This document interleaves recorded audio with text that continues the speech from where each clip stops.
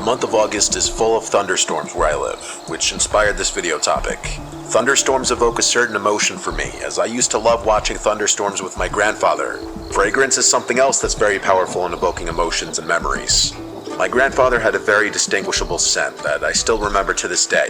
Through Scentbird, I found many fragrances which I use daily, one of which being Kinetic by Toomey, a fragrance that reminds me of my grandfather and evokes positive memories for me, with the scent mixing the aromas of Italian mandarin, sandalwood, and vanilla.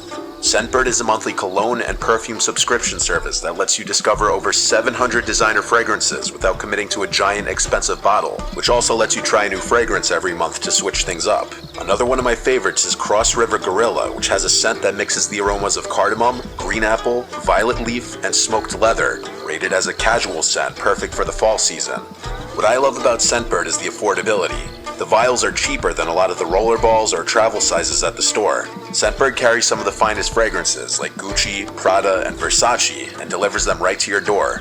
You get to try the first fragrance from Scentbird for only $8, and your next month will be only $16.95. If you're interested in trying Scentbird, use my code MrNightmare55 or the link below to get 55% off at Scentbird. You'll get the product for half the price at just $8.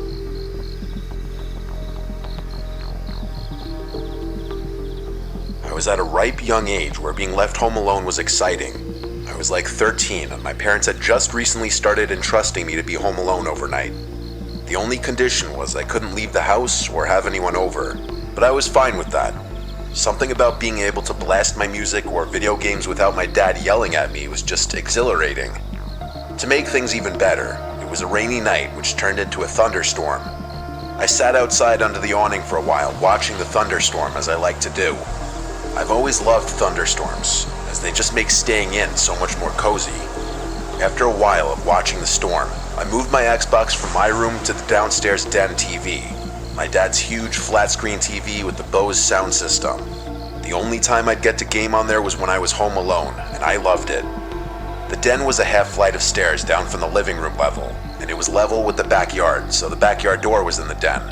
I'm describing the house in past tense because I moved out, but my parents do still live there. So I was playing Black Ops down in the den with the volume blasting. I was playing online multiplayer in a party with my friend Cody. I had some crappy old headset, which the only audio you could hear was other people in the lobby and game talking. For a 13-year-old standards, it was the perfect night, until something interrupted my peace. The sound of the doorbell. It was past 9 o'clock by then. I told Cody the doorbell rang, and he said I should go check and see who it was. I wondered if maybe it was my parents back home early, but they had the keys, so they wouldn't ring the doorbell. I hid in a spot in the game where I wouldn't get killed. Then I went upstairs to the front door, asking who's there. I didn't realize how much of a mistake that would be. A male's voice on the other side said, "I need to use a phone." I didn't know what to do, so I didn't answer and went back downstairs. But it was too late. The damage was done, and I let whoever was out there know I was home. I told Cody about it, and his reaction was simply, "Yo, what the fuck?" He agreed with me that I shouldn't open the door, but the doorbell rang again. Cody said to ignore it. That was the last time I heard the doorbell, and after a while, I relaxed again, as it seemed whoever was out there had left. I can't explain the roller coaster of emotions I felt that night. One moment I'm on edge, the next I'm relaxed and back into the fantasy world of my game. And then, as I was most at ease, I heard something to my right, and when I looked, I saw the back door closing and some tall man stepping inside. It was not my dad, it was a stranger.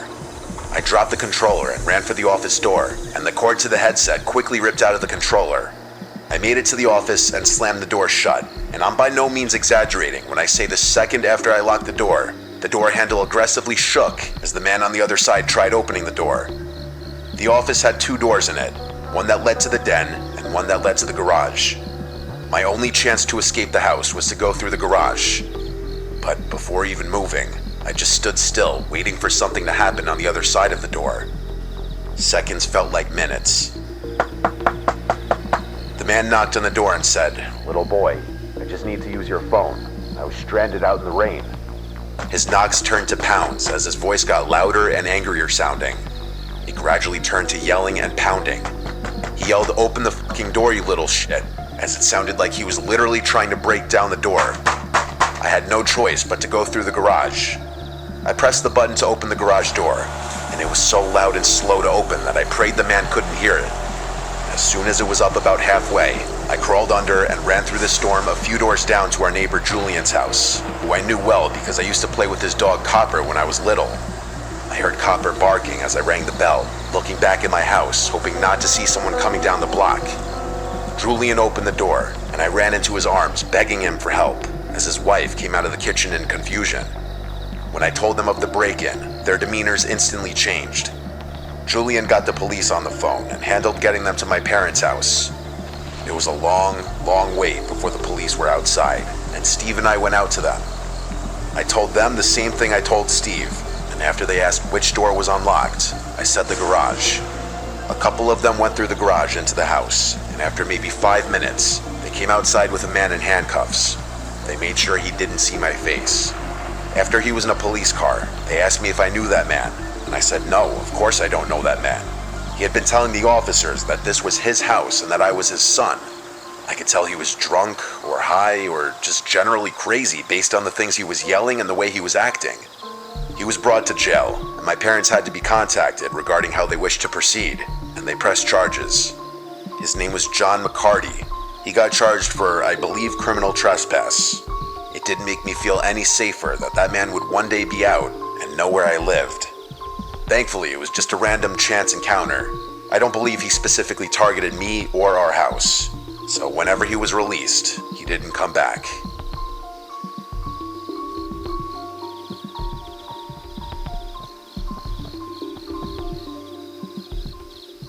I never thought in a million years that anything truly horrific would ever happen to me. I'm an average person with a boring enough life that anything out of the ordinary was really out of the ordinary. This is why I was always okay with watching or listening to those creepypasta and true horror stories on YouTube. I still do watch them often, but after my own experience, these stories scared me in a whole new way. It was late at night, I'd say around 4 a.m., but I don't really know for sure, and everyone else in my house was asleep, my mother and both of my grandparents. For the past 2 months or so, we get at least one major thunderstorm per week, and it just so happened that this one decided to start earlier that night. Now, I always enjoy a good thunderstorm, especially at night when you can go sit by a window and just watch the lightning. But something about the wind of them always creeped me out. Maybe the fact that it could be soft or deafening and switch between the two almost instantly. But for some reason, wind has always given me huge creeps. Now, this night's thunderstorm was one of the worst we'd had in a long time. It sounded like rocks were hitting my window all night, but I was enjoying listening to it while I browsed Reddit, as I do. When all of a sudden, the power went out in the blink of an eye. This was kind of creepy, but I didn't really mind, because I had my data and a decent charge on my phone, so I continued browsing. After a little while, I started to get tired, so I figured it was time to shut my phone off and get some sleep. I placed it on the side table next to me and rolled over to go to sleep. I guess I passed out shortly after because I don't remember anything in between the rain hammering at my window and the eerie silence of a soft wind outside. I assume the rain stopped while I was asleep. I rolled over to get more comfortable because my side was hurting, and then I realized just how parched for water I was. I took a few minutes to try and fall back asleep again, but it didn't happen. My mouth was just too dry. I sat up, grabbed my phone, and turned on the flashlight so I could have a source of light to the kitchen to grab a glass of water and go back to bed. As I opened my bedroom door, I was smacked in the face with a blast of cold air. It was freezing in the living room. I quickly threw on a sweater and continued to the kitchen. As I was nearing it, I could hear the wind becoming louder and the temperature become colder. I reached the kitchen and walked in, grabbed a glass from the cupboard, and started to fill it with water from the tap. I took a quick glance around the kitchen and noticed something weird. The door to the patio was left open. Naturally, I was weirded out by this and a little scared, thinking of how that could happen. I ended up rationalizing to myself that my grandfather must have left it open earlier that night and just forgot about it. I walked over to the sliding door, glanced over my shoulder out of paranoia, and slid it shut and locked it. I fast walked back to my room just in case. I opened my door and closed it behind me, and then laid back down in bed, my glass of water on my side table and flashlight still in hand. I was able to calm myself down slightly, enough to turn off the flashlight and try to get some shut-eye. Something inside of me wasn't letting me forget the possibility that there might be someone in my house. I got back out of bed again and slid my chair from my desk to my door in an attempt to keep someone out. I then checked the closet again, just in case. I laid back down again and kept my flashlight on as a sort of nightlight this time. Then, the most disturbing thing that's ever happened to me occurred. I felt a slight bump come from under my bed, accompanied by a creak of the bed springs. I then realized I hadn't checked under my bed like an idiot. It felt like I was gonna vomit, and I leaned off the side of my bed and peered underneath. I saw the disturbing sight of an extremely unhealthily skinny woman with bloodshot eyes and yellow teeth staring back at me. She was smiling an ungodly grin that I still can't get out of my head. She stared at me for at least 3 seconds while I was still trying to process what I was seeing, before she, I swear to God, cackled like a fucking witch. At this point, my whole brain was screaming nope, and I leapt out of my bed towards my door, moved the chair as fast as possible, and sprinted down the hall to my grandparents' room. I banged on the door as loud as I could while calling for my grandfather. He was out within seconds and he had a gun in his hand, something he had never even mentioned having in the house. We ran to my room, him in front of my grandmother and I, and we just barely caught a glimpse of a white figure running away from the bedroom window. My grandfather took a shot, presuming as a warning to tell them to never come back. We didn't end up calling the police because we figured they wouldn't be able to do anything since we don't have security cameras or have any idea who she even was. All I can guess was that this woman was dangerously ill and saw my bedroom light on before the power went out. I have no idea what her intentions were or if she even knew what she was doing. We're getting the windows and doors in the house installed with locks sometime the next week just for safety. And all I can say is, even if you live in a safe area or a trusted community, bad things still can and do happen, and you always have to take precautions against such things.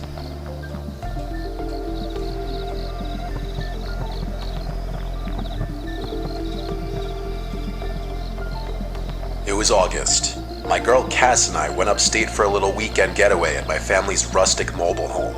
It has running water, electricity, and a toilet, so we call it luxury camping.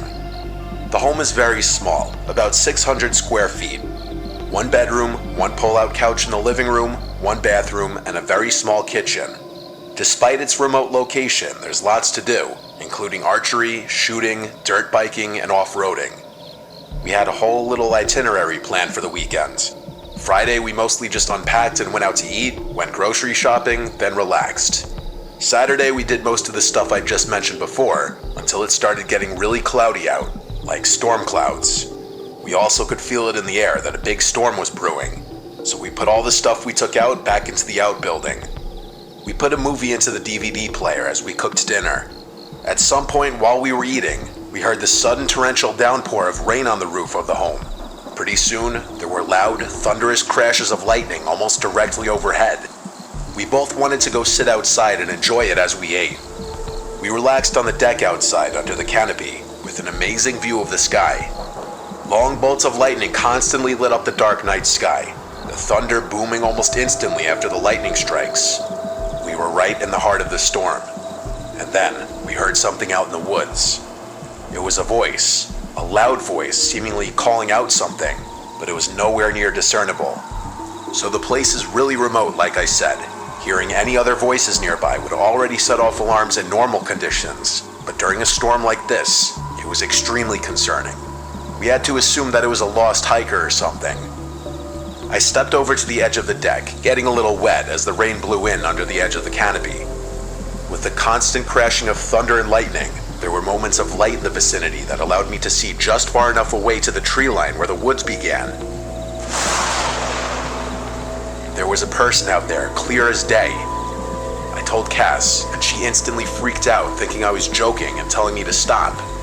I considered calling out, asking if they needed help, but decided against it on the grounds that I was kind of scared. This weekend was my idea though, and I did kind of drag Cass up here. I didn't want to ruin the experience freaking her out. I went back to her and said I think it's a hiker. She asked if we should offer some help, and I said not unless they come knocking on the door. I told her we should go inside, and I nudged her in. I went back over to the edge of the deck just out of curiosity. I got even wetter as I looked around until I spotted something. It It looked like a person again, much closer to the deck, like a lot closer, only about 20 feet away now.